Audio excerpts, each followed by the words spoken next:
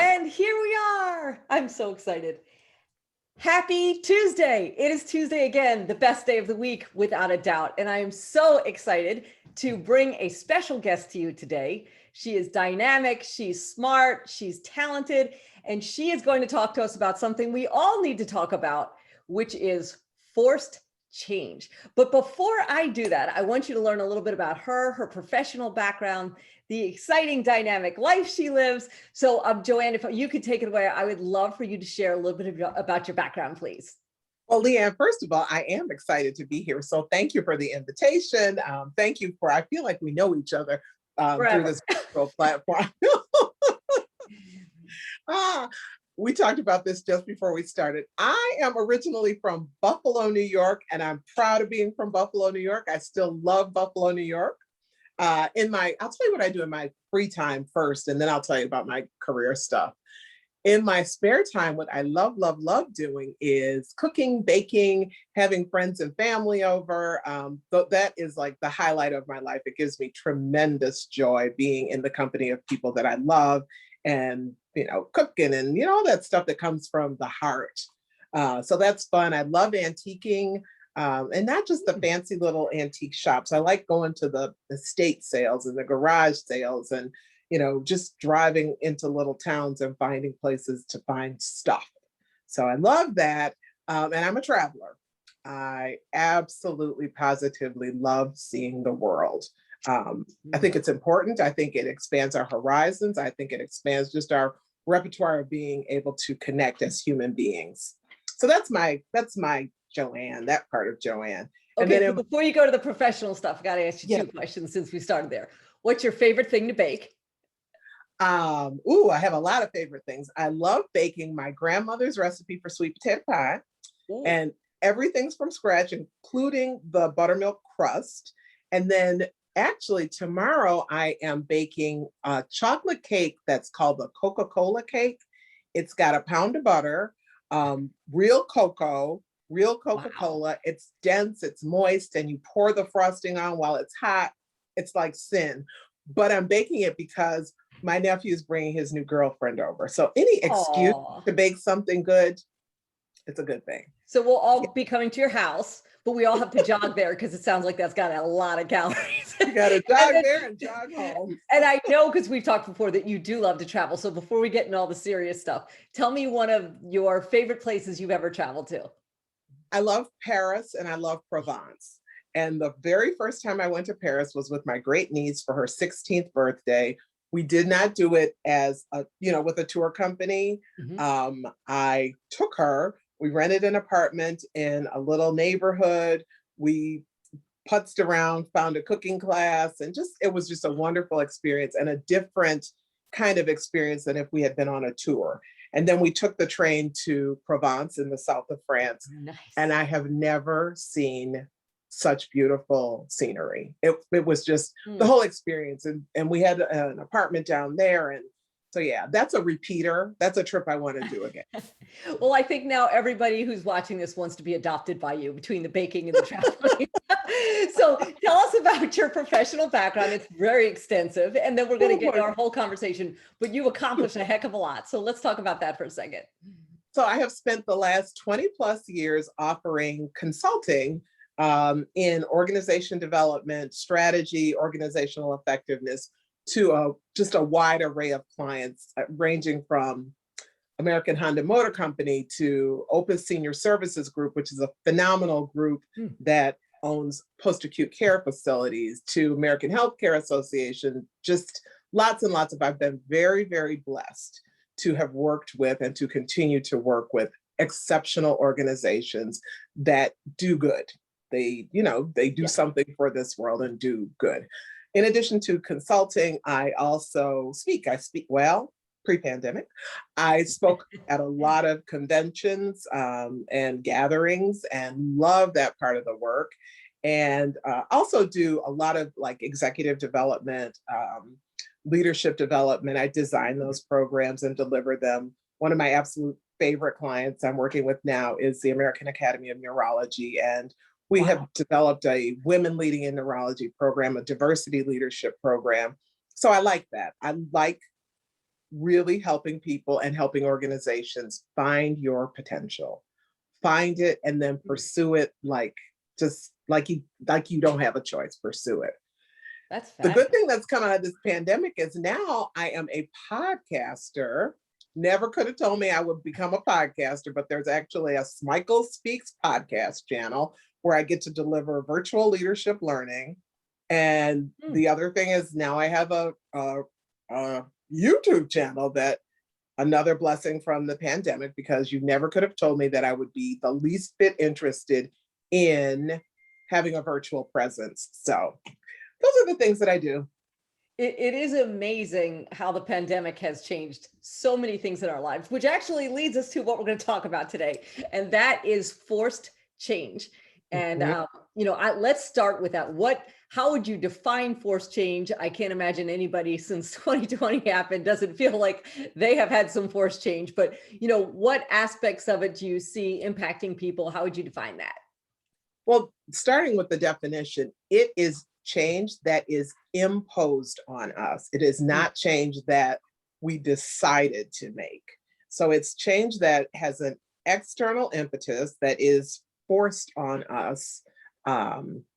And I think that the defining factor in whether we can deal with it well or not is our level of optimism and our level of hope, which are both of those things are embedded in emotional intelligence, is that optimism, and to keep the hope from swamping us, and to keep the hope keeping us alive, and to keep those things going so that we can push forward. Now, I know during 2020, there were multiple streams of forced change hitting people. It wasn't just like one thing. There was a lot. And some people thrive, some people dive. Like, people go through all kinds of ways of responding and figuring out how to make all this work, and, trying to figure out if they can come out swinging or if they're in the corner. Can you talk to us a little bit about that and being resilient as well? Yeah. Well, the first thing I want to say is, Leanne, resilience is a choice. You can decide to be resilient, or you can decide not to be. So it is a choice. Wait, you need to just say that again, because I love that. Go ahead. You can decide to be resilient, or you can decide not to be. So it's a choice. And we have to make up in our minds that, yes, I am going to use my resilience muscle, and I'm going to build my resilience muscle. So that, I think, is the first piece, is what's the choice that I'm making for myself? Because not just in 2020, but in life, everybody has had some setbacks. Everybody has had trauma. Everybody's had crises. Everybody's had disappointments. But what are you going to do with it? And that is the question. And I think that that is kind of one of the defining things on whether people have been able to thrive through 2020, to just survive and hang on, or, to become broken by all of the things that have happened. And I'm not trivializing 2020. People lost homes, people lost loved ones, people lost jobs, people lost relationships. So I am not trivializing it, because that is real. That is real. The question for us, I think, as human beings, as women, just as people, is, so when those things happen, because they will happen again, when those things happen, what am I going to do? Am I going to make the choice to be resilient? It's so well said, because so many people have been impacted.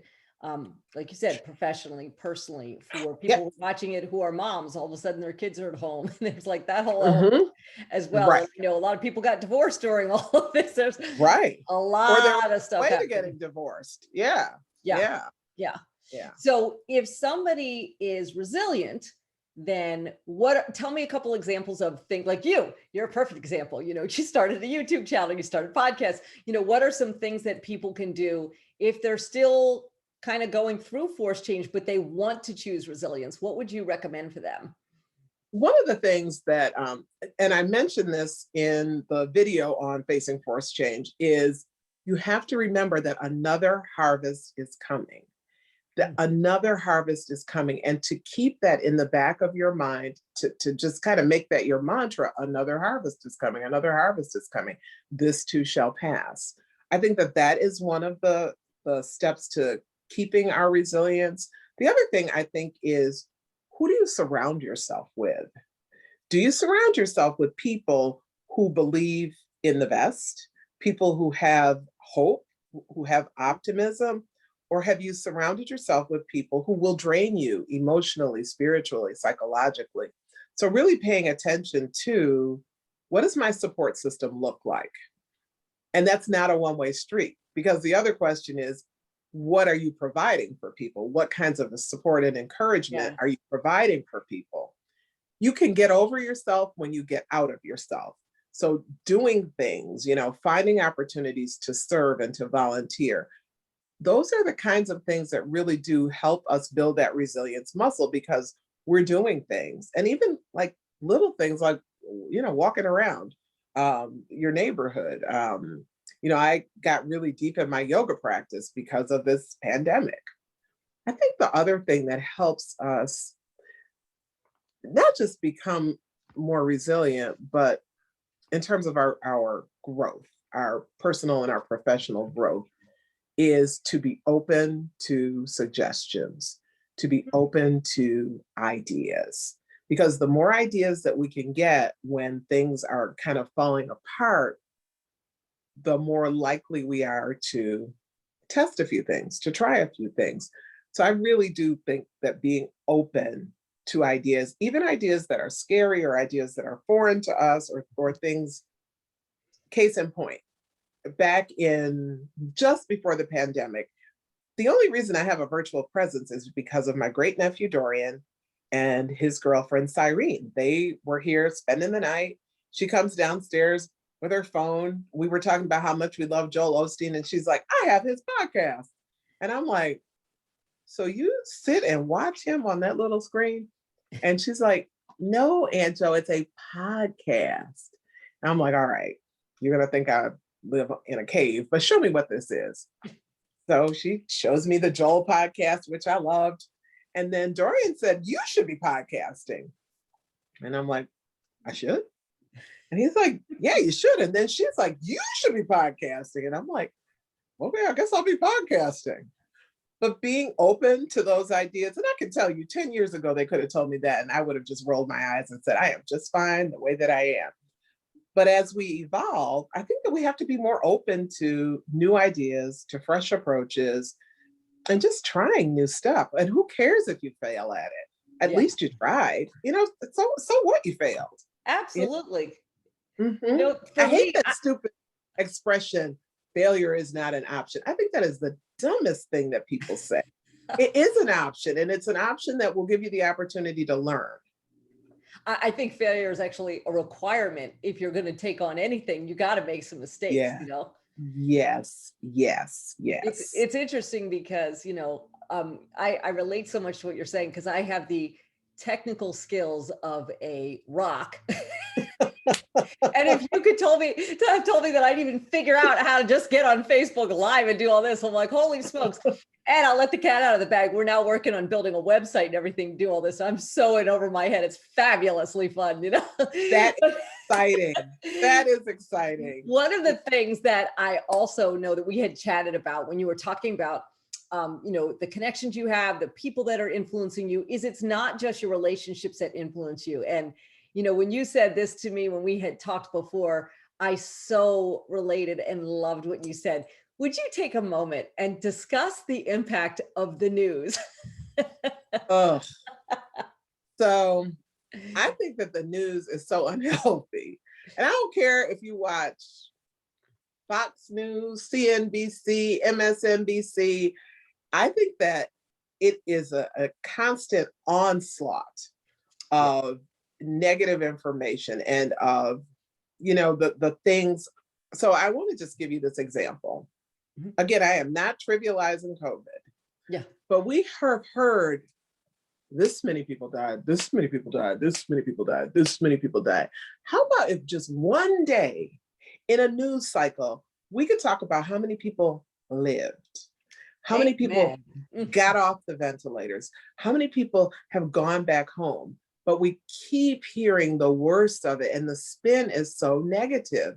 So Yeah. I am admittedly and decidedly dumb about many current events because I find it draining. I find it emotionally draining. And if it's something that I need to know, my sister's gonna call me and tell me, and I've had the same best friend since I was 9.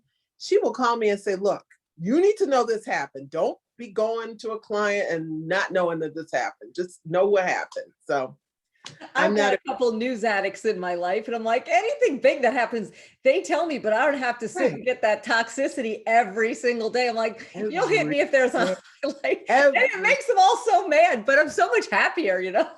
exactly. And that's the thing. The news junkies, they're gonna tell you.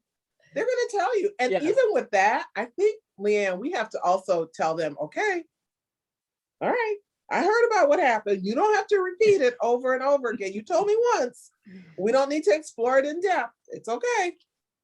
Yeah. So now let's talk about, obviously, like you've done a lot during the pandemic. You are the defining, woman when it comes to resilience. There's no doubt about that. But there are people who do struggle. And a lot of people also just struggle generally.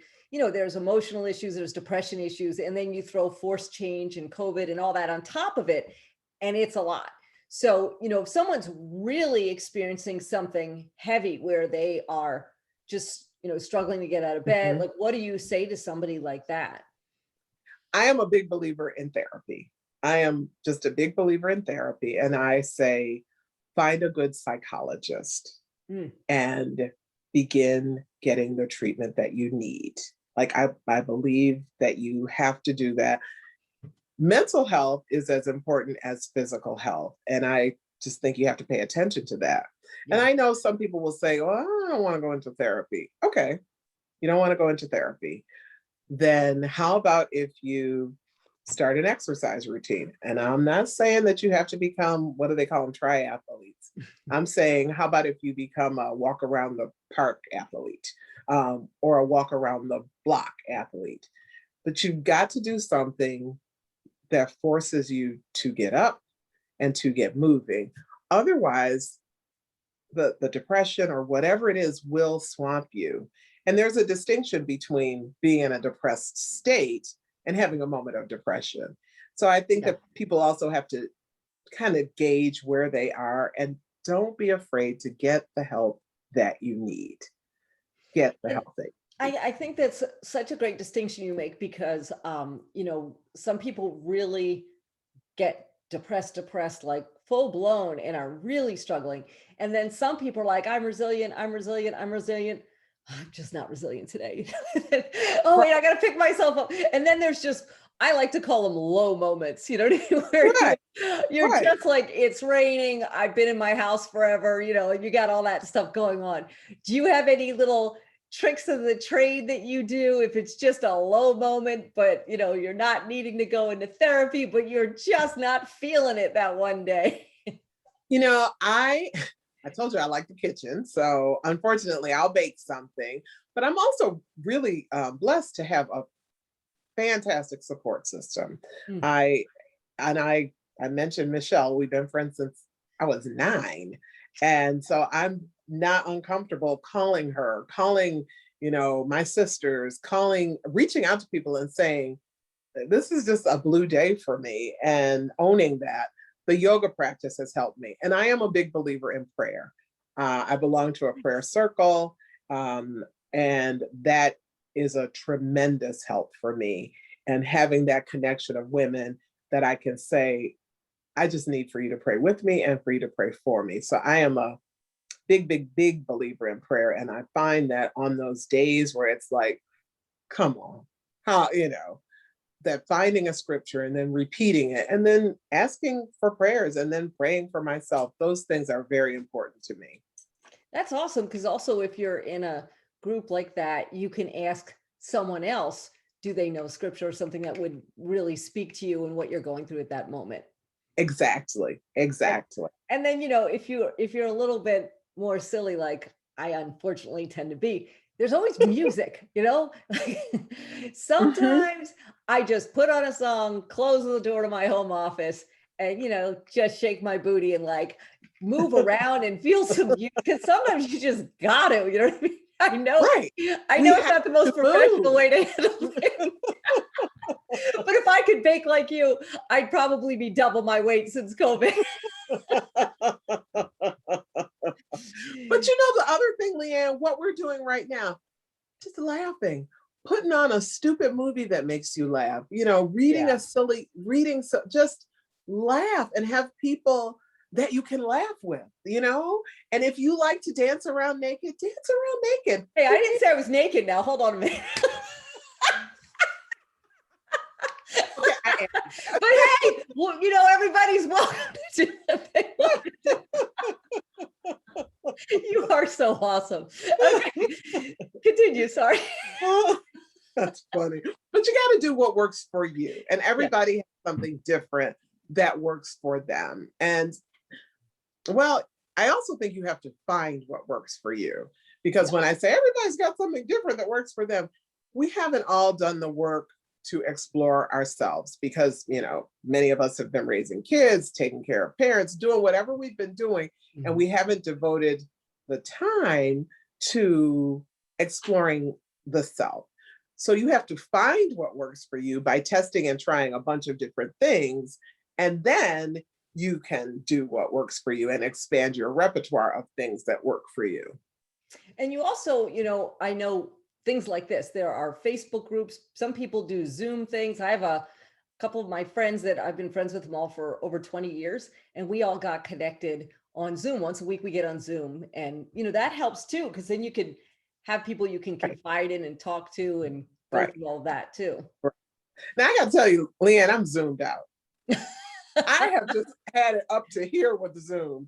In fact, I have said to a couple of friends where we have been FaceTiming and Zooming through the pandemic, I was like, look, can we just have a normal phone call? I'm just tired of this. So I have to confess that I'm over Zoom. I'm I over get virtual it. meeting. I get It's it. like, ugh. It was funny. I actually saw human beings yesterday. I was so excited. I didn't know what to do with myself. Real people. I was outside. I saw human beings. I had on a dress and heels and left my house. And I was like, oh, I used to do this all the time. Didn't that Yeah, feel good? it Being did. It did in feel really, connection, really in good. communion with a real person, not just through a screen. Yeah, Yeah. yeah, Yeah. yeah. So I think you that's have important. a podcast, a consulting business, a YouTube channel. You got a lot of things cooking. What's your next conquest, or where do you see yourself going? Like, what would you love to have happen personally or professionally in the next 5 years? You know, what is Joanne going to take over next? She's going to take over. I love that. But the next goal for me in the next year is a seat on a corporate board. I don't know how much you follow this, but women and people of color are really underrepresented on Yes. corporate boards. And I know that the work that I do as a consultant, particularly the work around strategy and organizational effectiveness, are important to companies who want to reposition themselves, position themselves. So I'm actively seeking a seat on a corporate board of a company that is progressive, not just a company that wants to check the got a woman, got a person of color. I'm Yeah. not interested in that. I'm interested in a company that really does want to engage differently and really explore the possibilities for the company. You know, I Yeah. serve on nonprofit boards, I serve on a national advisory board, but now it's time to move to a corporate board. So that is a big ticker for me that I want to do. That's like in the do next category. And I notice everything about you is about helping people grow, helping people be better. You know, what is it that appeals to you about that? Because you are on a bunch of other boards. You know, what is Mhm. it that you feel like, oh, I could really contribute this, or this would be exciting? Because who knows, maybe somebody will see this and they know somebody who, you know, would have Exactly. a spot like that. So what would I think the one thing that I contribute is the ability to think critically. And I don't mean critically, I mean critically, like to think things through, to challenge what people put forth as, this is the way to go or the only way to go, and to challenge it in a very collegial way. I'm also an outcomes oriented person. Like, we're not just going to analyze things, we're going to get things done. So I think that those are among the things. Also, I think that my deep knowledge and understanding of organizational effectiveness, of strategy, of how do we close the strategy to performance gap, of how do we engage people so that they want to be a part of this enterprise. All of those things. And I think the other thing I bring is the capacity to understand business drivers and to understand how much the human element factors into it. It's not just about shareholder value. It's not just about customer value. There has to be employee value in my experience. So those are things I bring. That's an awesome perspective based on what you've done professionally over the years as well. So what we're going to do is, because I swear every time I blink, I'm like, how is it almost 5:30? So is it really? I know. So we're definitely, it really is. I know. A couple quick things. I'd love to put your link your info for your YouTube channel and everything else. So if people want to follow you, they can do that on there. Are you also okay if people want to chat with you, if they connect with you through this group too? Oh, of course, I would love that. Absolutely. They can come to my YouTube channel. They can watch my podcast. They can connect with me on here. They can reach out to me on LinkedIn. Listen, I told you I'm into this virtual stuff now. Thank you, Dorian. So yes. Oh, Dorian. Dorian and it's both of them. Yes, absolutely. And then the other thing is, just to, before we wrap up, so everybody has experienced forced change. And what we're seeing is hopefully this pandemic, the vaccines are coming out and things will start to be more normal. And I hope that there's not another pandemic in my lifetime, but whether yeah, I know one was more than enough. Whether there is or there isn't, there will always be other times that people will experience forced change. So if they have survived this, would you say to them that there's something they can pull on or something they can do next time something comes along, which hopefully will be less disruptive than what 2020 brought us? I think it's very important to reflect on the fact that I got through that, and that means I can get through the next thing. I think it's important to, during this pandemic, one of the things that I have done is to keep a list of the things that I'm grateful for. I think it's really important to keep a list of things you're grateful for. I also think it's important to keep a list of your triumphs. We spend too much time looking at, oh, I messed this up, I failed at that. How about if you start tracking triumphs? And tracking triumphs, I love that.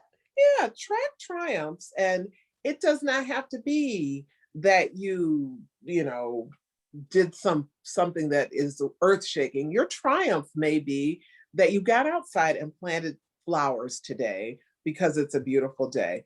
Your triumph may be that you made pancakes and didn't burn one of them. Whatever your triumphs are, celebrate them. You may be a writer and you wrote a page in the book that's been buried in your heart. Track your triumphs, commit them to paper, not just to your head, so that when the next crisis comes, you can look back and say, oh yeah, I did do that. Oh yeah, I can do that. I think that's important. Great. Yeah, I think that's great because we always hang on to and remember everything that goes wrong and immediately dismiss everything that we do that's great. Yes. And I think we have to retrain our brains for that. I really think that we have to be very intentional about, I am going to track my triumphs. I'm going to be very conscious and mindful of the things that I bring to the world, of the things that I've accomplished and that I continue to accomplish. Yeah, one of the amazing things about you is you're so strong in who you are and what you bring to the table. That is such a gift. I mean, outside of all the things that you're talking about, there are so many people who have struggled throughout life with self-confidence, or maybe they were confident and then everything got wacky because of forced change.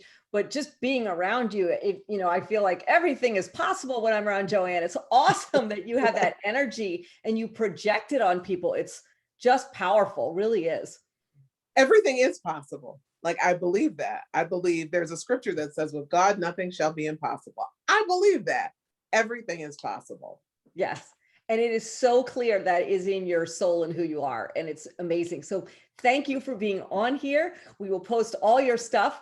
And if you want to Thank put your you. address, we'll all be coming over for dessert shortly. But I appreciate your words of wisdom and really love having you in here today. Thanks for lightening up the day and making it fun and encouraging and giving us some tips on getting back into a place of resilience. So I appreciate you very much. Thank you, Leanne. It's been wonderful. Thank you for inviting me to the She Leads community. Oh, such a pleasure. And we will be back next Tuesday live at 5 with another special guest. And we look forward to seeing you then. So thank you. And thank you, Joanne. Everyone have a great evening. Thank you.